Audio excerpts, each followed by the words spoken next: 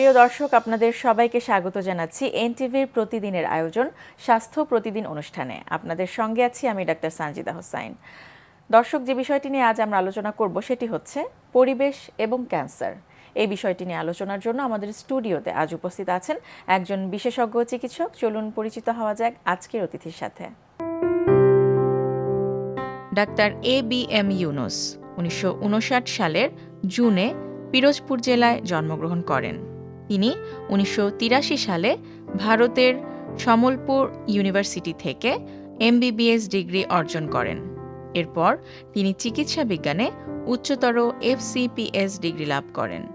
বর্তমানে তিনি বঙ্গবন্ধু শেখ মুজিব মেডিকেল বিশ্ববিদ্যালয়ের হেমাটোলজি বিভাগের অধ্যাপক হিসেবে কর্মরত আছেন। স্যার, স্বাগত জানাচ্ছি আমাদের অনুষ্ঠানে। স্যার, যেটি আমাদের আজকের বিষয় সেটি হচ্ছে পরিবেশ এবং ক্যান্সার। তো শুরুতে একটু জানতে চাইবো যে এই পরিবেশ এবং ক্যান্সার এই দুটোর মধ্যে আসলে সম্পৃক্ততা বা সংযোগটা কি? অত্যন্ত চমৎকার একটি প্রশ্ন। আসলে ক্যান্সার তো আমরা কোনো না কোনো কারণে হয়, কেমন এটা তো আর এমনি এমনি হয়ে যায় না কোনো কারণ ব্যতিরেকে। তো এই ক্যান্সার হওয়ার পিছনে যে ফ্যাক্টরগুলো কাজ করে এর ভিতরে পরিবেশগত অনেকটা বিষয় আছে। আমরা যদি ক্যান্সারের কারণ হিসেবে আমরা জানতে চাই যে ক্যান্সার কেন হয়, তো আমরা বলবো যে একটা জেনেটিক ফ্যাক্টর আছে, যে জেনেটিক কিছু কনফিগারেশন থাকলে তার ক্যান্সার হওয়ার সম্ভাবনা বেশি থাকে। তো সেটা এই জেনেটিক অবস্থা থাকলেই যে তার ক্যান্সার হয়ে যাচ্ছে তা না। আবার যাদের জেনেটিক ফ্যাক্টর নাই তাদেরও যে ক্যান্সার হয়ে যাচ্ছে, বিষয়টা কেন হচ্ছে তাহলে? এখন যাদের জেনেটিক ফ্যাক্টর আছে তাদের যদি পরিবেশগত কোনো ফ্যাক্টর তারা এর এক্সপোজ হন, এর সামনে আসেন বা এই পরিবেশে তারা কাজ করেন বা এর সম্মুখীন হন, তাহলে তাদের ক্যান্সারটা দ্রুত হয়। এবং যাদের জেনেটিক কোনো ফ্যাক্টর নয় তাদের ক্যান্সারটা একটু পরে হলেও পরিবেশগত অনেক কারণেই তাদের ক্যান্সার হয়। এখন ক্যান্সার কেন হয়? ক্যান্সার যদিও এর সঠিক কারণ এখনো বলা যায় না, তারপরও এটুকু বলা যায় যে কিছু কিছু ফ্যাক্টর বা কিছু কিছু বিষয় আছে যে বিষয়গুলো সরাসরি ক্যান্সার তৈরির ক্ষেত্রে সম্পৃক্ত। যেমন কেমিক্যাল, আমরা এই যে পরিবেশের যে কেমিক্যালের এক্সপোজার সেটা আমি আসছি, কেমিক্যালের জন্য হতে পারে, ভাইরাসের জন্য হতে পারে এবং রেডিয়েশনের জন্য, বা এই যে আমরা যে অতিবেগুনি রশ্মি এমন, তো এই রশ্মির কারণে হতে পারে। তো এখন এই কেমিক্যাল আমরা পরিবেশগতভাবে কিভাবে এর এক্সপোজ হচ্ছে, আমরা যদি কিভাবে ক্যান্সার করছে, কেমিক্যাল কিছু পার্টিকুলার কেমিক্যাল আছে যাকে বলা হয় বেনজিন কম্পাউন্ডস বা অ্যারোমেটিক অ্যামাইন্স। এর সংস্পর্শে যদি কেউ দীর্ঘদিন কেউ কাজ করে, তাহলে এই কেমিক্যাল যে পদার্থটা রয়েছে জিনের ভিতরে ঢুকে, জিনের ভিতরে যে ডিএনএ আছে সেই ডিএনএটাকে নষ্ট করে দিতে পারে। এখন শরীরের ভিতরে দুটো ধরনের জিন থাকে, একটা হলো প্রোটো অনকোজিন আর একটা হলো অনকোজিন। অনকোজিনের কাজ হলো ক্যান্সার তৈরি করা, আর প্রোটো অনকোজিনের কাজ হলো ওই অনকোজিনকে ঠেকাবে যে সে ক্যান্সার তৈরি না করে। নর্মাল অবস্থায়, সুস্থ অবস্থাতে প্রোটো অনকোজিন অনকোজিনকে থামিয়ে রাখবে, সে যাতে ক্যান্সার তৈরি করতে না পারে, সে প্রিডমিন্যান্ট হবে। আবার যখন পরিবেশগত কোনো কারণে, কোনো ফ্যাক্টরের কারণে প্রোটো অনকোজিনটা দুর্বল হয়ে যাবে, তখন অনকোজিন সে ক্যান্সার তৈরির কাজে সে কিন্তু তখন সক্ষম হবে, তখন সে অ্যাক্টিভ হয়ে যাবে, ক্যান্সার তৈরি করবে। পরিবেশের এই যে কথা বললাম, সেটা কেমিক্যালস হোক, ভাইরাস হোক অথবা রেডিয়েশন হোক, কোনো কারণে যদি ওই জিনের ওই জায়গাটাতে, যে জায়গাতে প্রোটো অনকোজিন রয়েছে সেই ডিএনএটুকু যদি সে নষ্ট করে দেয়, তাহলে প্রোটো অনকোজিন আর কিন্তু কাজ করতে পারছে না, কেমন তখন অনকোজিন অ্যাক্টিভ হয়ে যাবে। এবং এই যে আপনি এক্সপোজারের কথা বলেন, সেই সব জায়গায় গেলে সেই অ্যাক্টিভিটিটা তখন দেখা গেল যে প্রোটো অনকোজিনের অ্যাক্টিভিটি সাপ্রেশন হয়ে গেল, অনকোজিনের অ্যাক্টিভিটি চাঙ্গা হয়ে গেল, তখন সে ক্যান্সার করতে সক্ষম হবে। অথবা শরীরে কোনো ডিএনএ এই কেমিক্যাল অথবা ভাইরাস অথবা আপনার রেডিয়েশনের মাধ্যমে নষ্ট হয়ে গেল, ওইখানে যে ইনফরমেশন ছিল সেই ইনফরমেশনগুলি যদি আমাদের সুস্বাস্থ্য রক্ষার জন্য হয়ে থাকে, ক্যান্সার নিরোধী কোনো ইনফরমেশন হয়ে থাকে, তাহলে পরে যখনই এই জায়গার ডিএনএটিকে নষ্ট হয়ে গেল, তখন কিন্তু ক্যান্সার সহায়ক যে পরিস্থিতি এটা তৈরি হয়ে গেল, তখন আস্তে আস্তে সে ক্যান্সার হবে।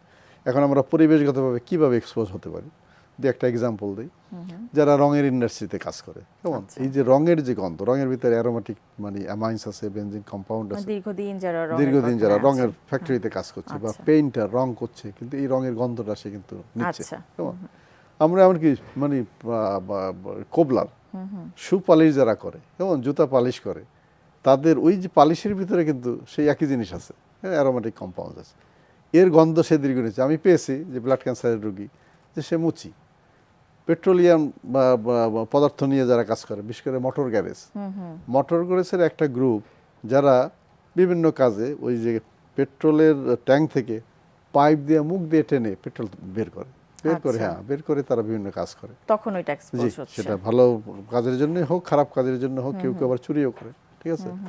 তো এরা এই যে মুখ দিয়ে টানছে, তাতে কিন্তু পুরো গন্ধটা তার ভিতরে যাচ্ছে, কেমন এই পেট্রোলের ভিতরেও কিন্তু এই ধরনের মানে কম্পাউন্ড রয়েছে, কেমিক্যাল।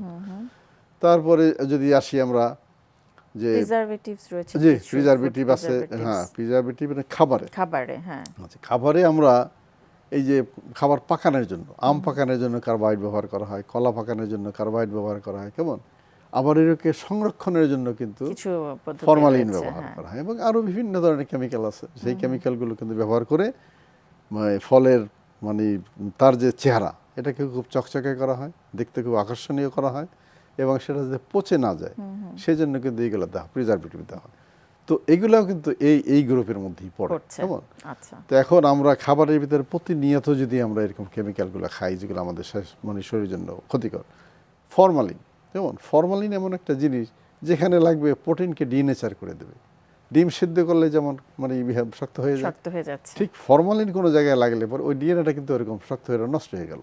কারণ এখন শরীরের ভিতরে রিপেয়ার সিস্টেম থাকে, যার সামান্য ক্ষতি হয় রিপেয়ার সিস্টেম এটাকে রিপেয়ার করে ফেলে, কিন্তু অনেক দিন থেকে যার এক্সপোজার আছে, কিন্তু এই ক্ষতিটা যদি বড় ধরনের হয় তাহলে কিন্তু শরীরের রিপেয়ার সিস্টেম এটাকে ঠিক করতে পারে না। তবে কিছু ভাইরাস আছে যারাও মানে কোষের ভিতরে ঢুকে তার ডিএনএ এর ভিতরে কাজ করে, আরএনএ এর ভিতরে কাজ করে তার ভিতরে যে তথ্যগত যে মানে ভান্ডার আগের ছিল, যে তথ্য শরীরের জন্য মানে উপকারী ছিল, সেই তথ্যগুলো সে চেঞ্জ করে এখন অপকারী তথ্য সে ভিতরে একটা ঢুকিয়ে দিল, সেখানেও তার ক্যান্সারাস পরিবর্তন হয়ে গেল। কেমন রেডিয়েশন, সে একই কাজ, ফরমালিন যে কাজ করে রেডিয়েশন সে একই কাজ করে, রেডিয়েশন লাগলে পরে ওই ডিএনএটা ডিনেচার্ড হয়ে গেল বা নষ্ট হয়ে গেল, এবং ওখানে যদি এরকম কোনো ইনফরমেশন থাকে যে ইনফরমেশন আমাদের শরীরের জন্য উপকারী, সেটা চলে গেল, অপকারী ইনফরমেশনগুলো অ্যাক্টিভ হয়ে যায়। তাহলে স্যার করণীয় কি? কারণ আপনি যেটি বলছিলেন যে কারখানায় কাজ করছে মুচি যে বা পেট্রোল নিয়ে যারা কাজ করছে, মানে তারা তো তাদের কাজ আসলে চালিয়ে যাবে, কিন্তু সবারই হচ্ছে, হ্যাঁ কোন কোন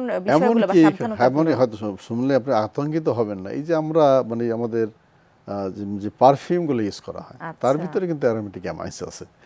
এখন এই যে নেইল পলিশ বলেন, তারপর লিপস্টিক বলেন, বিশেষ করে রিমুভার, হ্যাঁ নেইল পলিশকে রিমুভ করে যে রিমুভার যেটা, তো এর ভিতরে কিন্তু এই ধরনের কম্পাউন্ড। এখন বিষয়টা হলো যে আমরা how long we are exposed, আমরা যদি দীর্ঘ সময় এটার মানে এই এক্সপোজারের মধ্যে থাকি, কতটুকু দীর্ঘ হলে আসলে সেটা আসলে এর কোনো মাত্রা এরকম নেই, তবে মানে কন্টিনিউয়াসলি বছরের পর বছর যদি এরকম কোনো একটা পেশাতে থাকে, তো তাহলে পরে মানে এই কেমিক্যাল এক্সপোজার যদি থাকে, তাহলে মানে তার জন্য কিন্তু এটা একটা মারাত্মক একটা ঝুঁকি তার রয়েছে।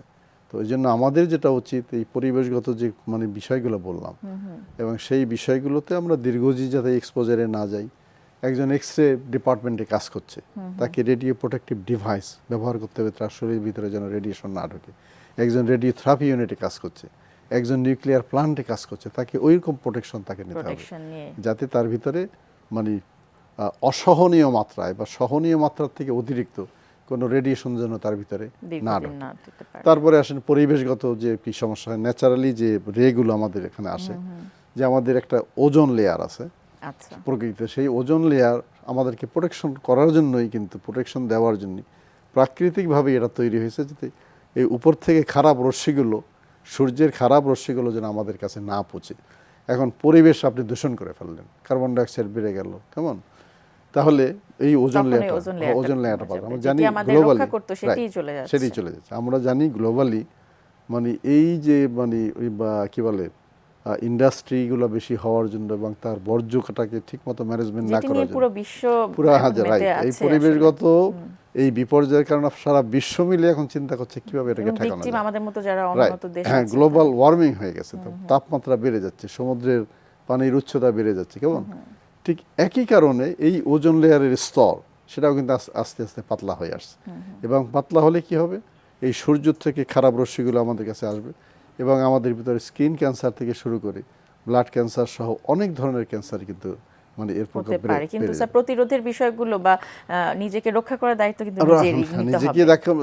রক্ষা করতে হবে এবং এই পরিবেশ আপনি একা, আপনি নিজের পরিবেশ আপনি নিজে ঠিক রাখেন। এখানে যেমন একজন ব্যক্তির দায়িত্ব রয়েছে, সেখানে সমাজের সকলের দায়িত্ব রয়েছে, সর্বোপরি প্রশাসন এবং সরকারের দায়িত্ব রয়েছে। সেটাই। তো আমাদের সচেতনতার কোনো বিকল্প নাই। তো আমরা এই জন্য খাবার দাবার যেগুলো আমরা খাচ্ছি, আর্টিফিশিয়াল খাবারটা কম ব্যবহার করি। আরেকটা বিষয় হলো যে আমরা এই যে খাবারটা খাই, ধরেন যে শীতের সবজির কথা আমি ধরি, ঠিক সময় যে সবজিটা আসার কথা, আপনি যদি বাজারে গিয়ে দেখেন তার 2 মাস আগে একটা ফুলকপি যখন আসার কথা, তার 2 মাস আগে ফুলকপি তখন দেখলে, বুঝে নিতে হবে যে কেমন? নিশ্চয়ই কোনো কিছু তো দেয়া আপনি হয়েছে। আপনি দেখেই তো তখন আপনার মাথা খারাপ হয়ে যে ফুলকপি আমার যত দামি হোক আমি নিয়ে খাবো।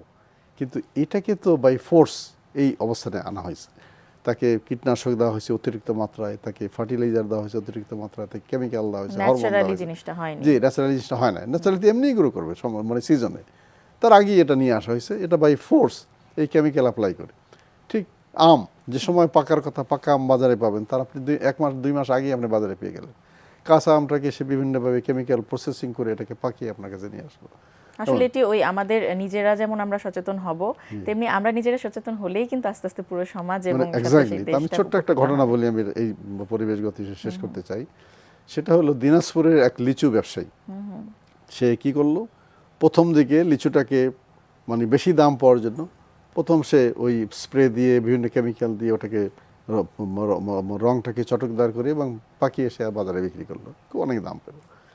শেষের দিকে আবার লিচুর দাম বেড়ে যায়, যখন লিচু শেষ হয়ে যেত সে করলো কি, গাছে কিছু রেখে মানে লিচু রেখে দিল যেগুলো পরে পাকলো, সেইগুলোকে আবার কেমিক্যাল দিয়ে, যেহেতু ওটা আরও পরে পাকে সেজন্য কেমিক্যাল দিয়ে গাছে রেখে ওটা জাল দিয়ে বেঁধে রাখলো। তো বাজারে লিচু যখন শেষ হয়ে গেল, তার ছোট্ট মেয়ে ওই গাছের ওই মানে চমৎকার রঙের লিচু দেখে তার আর সহ্য হলো না, সে করলো কি একটা লাঠি নিয়ে ওটা পেরে ওটা খেয়ে ফেললো এবং আলটিমেটলি মেয়েটা মারা গেল। এবং এটার ভিতরে দেওয়া ছিল অতিরিক্ত কেমিক্যাল, যেটা দিয়ে সে পাকবে না, পাকাটাকে ধরে রাখবে এবং চমৎকার তার রং বানানো হলো। তার আশা ছিল যে ওই কিছুদিন পরে বিক্রি করলে অনেক দাম পাওয়া যাবে, কিন্তু তার শিকার হলো তার মেয়ে। তো কাজেই আমাদের এভাবেই আর কি আমাদের শিকার, আমাদের নিজেদের নির্বুদ্ধিতা বা এক্স্যাক্টলি। তো আমি এটা দিয়ে এটাই বলতে চাই যে এই যে পরিবেশ মানে এই যে খাবারের ভিতরে যে মানে ভেজালগুলো বা যে কেমিক্যালগুলো দেওয়া হয়, এটাকে আপনাকে ভাবতে হবে যে আপনি নিজে খেলে, যে আপনার বাচ্চা খেয়ে এটা অসুস্থ হয়ে গেল, মারা গেল, এবং এটা তো আরেকজন, আমার এক ভাই খাবে, আমার এক বোন খাবে, আমাদের সন্তানরা খাবে, কেমন আমার দেশের জনগণ, এটা যে কেউ এটা কনজিউম করতে পারে। তো যে জিনিসটা আপনার জন্য মানে উপকারী না, বা আপনি যেটাকে কনজিউম করতে পাচ্ছেন না, বা করলে পরে আপনার ক্ষতি হবে, সেই জিনিস তো অন্যদেরকে মানে খাওয়ানোর বিষয়ে মাধ্যমে আমরা এই মেসেজটাই দিতে চাই সবাইকে, যাতে করে এই সচেতনতাটা বা এই বুদ্ধিটা, বোধটা যাতে সবার মধ্যে আসে। স্যার চমৎকার বললেন, অনেক অনেক ধন্যবাদ স্যার। আপনাকে ধন্যবাদ। প্রিয় দর্শক, আমরা এতক্ষণ শুনছিলাম পরিবেশ এবং ক্যান্সার এই বিষয়টি নিয়ে বেশ কিছু গুরুত্বপূর্ণ তথ্য, বেশ কিছু গুরুত্বপূর্ণ আলোচনা জানলাম। আমাদের আজকের অতিথির কাছ থেকে কিছু পরামর্শ আমরা শুনলাম, সেগুলো আশা করছি আপনাদের উপকারে আসবে। আজকে আমরা যে ব্যায়ামটা করবো এটা হচ্ছে সাইড টু সাইড স্কোয়াট এবং তার বিভিন্ন লেভেলগুলো। এখানটায় আমরা অ্যাকচুয়ালি ফোকাস করছি যে কিভাবে কোয়াডস মাসল, হিপ, থাই স্ট্রং করা যায়, ফ্যাটটা বার্ন করা যায়। সেটার জন্য প্রথমে বিগিনিংয়ে কিভাবে শুরু করবে এবং উইথ দ্য কার্ডিও মুভস, যেন ফ্যাটটা বার্ন হয় প্লাস পাশাপাশি টোন হয়। দেন ইন্টারমিডিয়েট লেভেলে আরেকটু পেটের কাজ সহ আমরা কোয়াডস অ্যান্ড থাইয়ের কাজটা করবো। অ্যান্ড দেন অ্যাডভান্স লেভেলে আমরা দেখবো যে সবচেয়ে কুইকেস্ট পসিবল টাইমে, সবচেয়ে অল্প সময়ে কিভাবে ফ্যাটও বার্ন হচ্ছে, পা বা থাই স্কুইজ অ্যান্ড টোন্ড হচ্ছে, অ্যান্ড হিপের ডেফিনিশনটা আসছে এবং ওভারঅল বডির স্ট্রেংথ এবং স্ট্যামিনা বাড়ছে। তো আমাদের এখানে প্রথমে বিগিনারে আমাদেরকে দেখাবে হচ্ছে Lamima. Okay Lamima, go and ready and okay and 1 and 2 and 3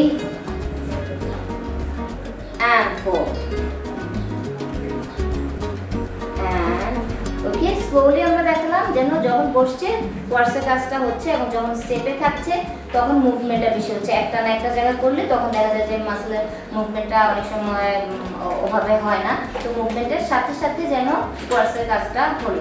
এবার ইন্টারমিডিয়েট লেভেলে আমাদেরকে দেখাবে Shampa. Okay Shampa, okay and go. Yes, step step step and quads. Yes, good, good, good, good, and okay, and again, fine, fine, fine, good, and nice. Okay, thank you. এখানে যেটা হচ্ছে যে উনি লাস্টে স্কোয়াটটা করছে, বাট মাঝখানে স্টেপের কারণে এবং যখন হাঁটুটা উপরে তুলছেন তখন লোয়ার অ্যাবসের কাজটাও হয়ে যাচ্ছে এবং ফ্লেক্সিবিলিটিটাও বাড়ছে। তো এরপরে আমরা এখন দেখবো যে অ্যাডভান্স লেভেলে আরও বেশি করে ইফেক্টিভলি কিভাবে করা যায়, তখন আমাকে হেল্প করবে লিও। লিও, ওকে ওকে, একটা সাইড থেকে শুরু করছো and go with your pace for 4 times. Okay, nice.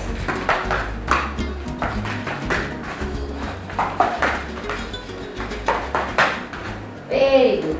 ওকে, তো আমরা কি দেখছি যে যখন ওই পা নি আপটাই সে অনেক ফাস্টার পেসে করলো এবং মুভমেন্ট অনেক কুইক হলো, ফলে যেখানে যেটা হচ্ছে যে কার্ডিওভাস্কুলার অ্যাক্টিভিটিটা হচ্ছে, মানে ফ্যাটটা খুব দ্রুত বার্ন হচ্ছে এবং বাকি যেই ব্যায়ামের যেই কারণগুলো আমরা বলেছিলাম কোয়াড বা হিপের জন্য, সেগুলো কাজ তো থাকছে। তো আমরা দর্শকদের সুবিধার্থে আমরা আরেকবার একসাথে 3টা মুভি দেখব, যে যার লেভেল অনুযায়ী আপনাদের পছন্দের ব্যায়ামটা বেছে নেবেন। Okay, and come here. Yes, start from here. Show pop out from there. Okay, and go.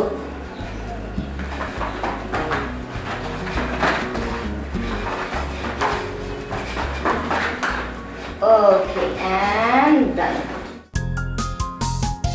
প্রিয় দর্শক, পানির অপর নাম জীবন, সেটি আমরা সবাই জানি, কিন্তু এই পানির পরিমাণ কতটুকু আমাদের দেহের জন্য প্রয়োজনীয়, কি মাত্রায় আমাদের জন্য দরকার, চলুন শুনে নেওয়া যাক একজন পুষ্টিবিদের কাছ থেকেই।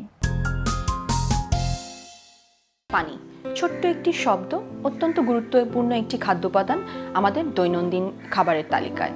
হাইড্রোজেন এবং অক্সিজেন সমন্বয়ে এই খাদ্য উপাদানটাকে আমরা অনেক সময় যথাযথ গুরুত্ব দিচ্ছি না।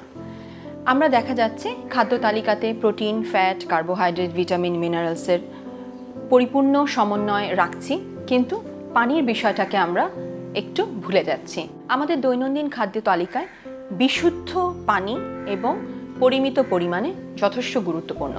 এক্ষেত্রে আমাদের লক্ষ্য রাখতে হবে যে শরীরের ওজন, উচ্চতা এবং বয়স অনুযায়ী কিন্তু পানির চাহিদার ভিন্নতা থাকে। আমরা সাধারণত খুব স্বাভাবিকভাবে জেনে থাকি যে দৈনিক 2 লিটার পানি একান্ত প্রয়োজনীয়। বিষয়টা কিন্তু আসলে হবে এরকম যে যার শারীরিক ওজন যত বেশি, তার পানির চাহিদাটাও বেশি, এবং নিঃসন্দেহে আমাদের দেশের আবহাওয়া অনুযায়ী 2.5 থেকে 3.5 লিটার পানি এবং পানীয় খাবার দৈনিক একান্ত প্রয়োজনীয়। আমাদের শরীরের প্রায় 2/3 হচ্ছে এই পানি। আমাদের যে অত্যন্ত গুরুত্বপূর্ণ একটি অর্গান ব্রেইন, মস্তিষ্ক, তার 90% হচ্ছে জলীয়। এছাড়াও আমাদের মাসেল অর্থাৎ মাংসপেশিতে প্রায় 75% হচ্ছে পানি।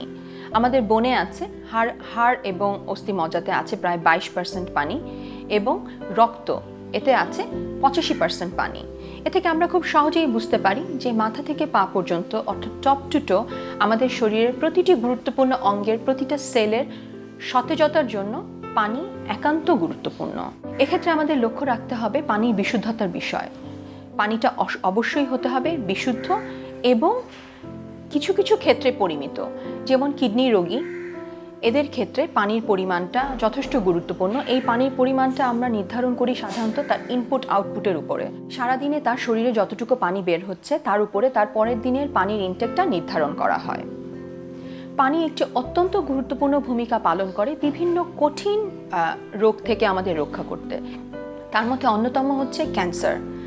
মূত্রনালী এবং কোলন ক্যান্সার থেকে নিজেদের রক্ষা করতে বিশুদ্ধ এবং পরিমিত পরিমাণ পানি যথেষ্ট প্রয়োজন।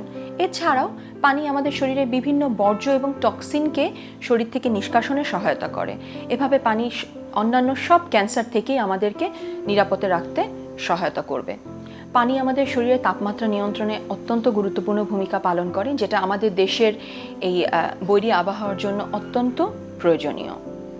পানি আমাদের ত্বকের শুষ্কতা রোধ করে ত্বকের সজীবতা রক্ষা করতে সহায়তা করে। আমরা এর আগেই শুনেছি যে আমাদের মস্তিষ্কের প্রায় 90% পানি। এক্ষেত্রে যথেষ্ট পরিমাণ পানি পান করলে আমাদের মনোযোগ বৃদ্ধি এবং স্মৃতিশক্তি বৃদ্ধিতে সহায়তা করে। এছাড়াও পানি আমাদের বিভিন্ন রেসপিরেটরি ট্র্যাক্ট অর্থাৎ শ্বাস প্রশ্বাসজনিত অসুখ এবং ডাইজেস্টিভ সিস্টেমে যথেষ্ট ভূমিকা পালন করে। দেখা যাচ্ছে আমরা আমাদের দৈনন্দিন মিল প্ল্যানে প্রোটিন, ফ্যাট, কার্বোহাইড্রেটের সমন্বয়ে একটা পরিপূর্ণ মিল রাখছি, কিন্তু পানির অভাবে সেই মিল থেকে আমরা ডাইজেশন এবং অ্যাবজর্পশনের মাধ্যমে প্রপার নিউট্রিশনাল ভ্যালু নিতে পারি না। এর জন্য পরিমিত পরিমাণে পানি একান্ত প্রয়োজনীয়। দর্শক, স্বাস্থ্য প্রতিদিনের আজকের হেলথ টিপস। দীর্ঘদিন যাবৎ গলা ভেঙে কণ্ঠস্বরের পরিবর্তন হওয়া কণ্ঠনালীর ক্যান্সার হওয়ার ইঙ্গিত দেয়। যারা দীর্ঘদিন যাবৎ এ সমস্যায় ভুগছেন তারা দ্রুত একজন নাক কান গলা বিশেষজ্ঞের পরামর্শ নিন। প্রিয় দর্শক, স্বাস্থ্য প্রতিদিন সম্পর্কে যদি আপনাদের কিছু জানার থাকে কিংবা কোনো পরামর্শ যদি আমাদের দেবার থাকে জানাতে পারেন এই ঠিকানায়। প্রযোজক স্বাস্থ্য প্রতিদিন, এনটিভি, বিএসসিসি ভবন, 7 তলা, 102 কাজী নজরুল ইসলাম এভিনিউ, কারণ বাজার, ঢাকা 1215। ফ্যাক্স 914338 থেকে 7 পর্যন্ত, অথবা ইমেইল করুন স্বাস্থ্যপ্রতিদিন@ntvpt.com এই ঠিকানায়। প্রিয় দর্শক, স্বাস্থ্য প্রতিদিনের আগামী পর্বে আপনাদের জন্য যা থাকছে। বাংলাদেশের প্রেক্ষিতে আমরা দেখেন এটা কোলোরেক্টাল ক্যান্সার অনেক ক্যান্সারের মতো এটা একটা মডার্নাইজেশনের সাথে জড়িত। মডার্নাইজেশন মানে কি? আমাদের খাদ্যাভ্যাস, আমাদের দেশে যে খাদ্যাভ্যাস ছিল 70-80 দশক পর্যন্ত, সেটা কিন্তু খুব হেলদি খাদ্যাভ্যাস ছিল। অনেক সবজি ছিল, শাকপাতা ইত্যাদি ইত্যাদি। এখন কিন্তু আফটার ওই মধ্য 80 থেকে আমাদের আস্তে আস্তে খাদ্যাভ্যাস চেঞ্জ করলাম। তৈলাক্ত, অতিরিক্ত ভাজা পোড়া, অতিরিক্ত যেমন আমার কাবাব, তারপরে এই যে বার্গার ইত্যাদি অনেক কিছু চলে আসছে। তারপরে সাথে আসছে আমাদের কিছু পলিউটেন্টস আছে, আমাদের কিছু প্রিজারভেটিভ আছে, সেগুলো নিয়ে বিতর্ক হচ্ছে। সবগুলো সায়েন্টিফিক্যালি প্রুভেন না হলেও ধারণা করা যায় যে যাচ্ছে কিছু ক্যান্সারের জন্য এগুলি রিস্ক ফ্যাক্টর হিসেবে কাজ করছে। এছাড়া আমরা কিন্তু অলস হয়ে গেছি। আগের আমলে যেমন অনেক হাঁটাহাঁটি করতো মানুষজন, অতটা চর্বি ছিল না শরীরে, ভারী হয়ে যাচ্ছে আমরা, এটাও কিন্তু রিস্ক ফ্যাক্টর।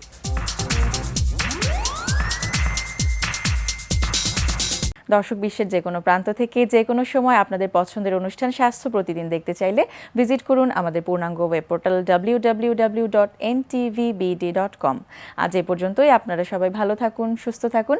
আগামীকাল আবারও দেখা হবে ঠিক একই সময় এনটিভির পর্দায়।